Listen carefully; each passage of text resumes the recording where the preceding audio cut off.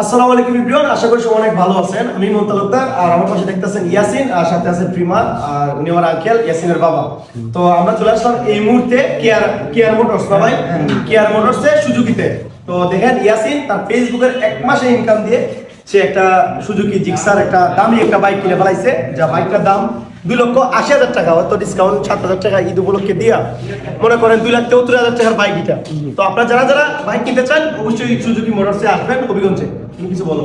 এখন আমি কি বলবো, এই যে ইমন ভাই 2 লক্ষ টাকা দিয়ে একটা বাইক কিনছি, আর আমি ইমন ভাইয়ের বাইকের মধ্যে এমনি হাত রেখে আমি দূরে একটা নিঃশ্বাস নিয়েছিলাম আর বলছিলাম যে ইমন ভাই, জানি না তোমার মতো কোনোদিন তোমার এই বাইকটার মতো কোনোদিন আমি কিনতে পারবো না একটা বাইক। এটা আমি ভাবছিলাম এবং দূরে একটা নিঃশ্বাস নিয়ে আমি বলছিলাম ইমন ভাই। তো ইমন ভাইয়ের 2 লক্ষ টাকার বাইক, আর আমার এটা হচ্ছে 2,80,000 টাকার বাইক। মানে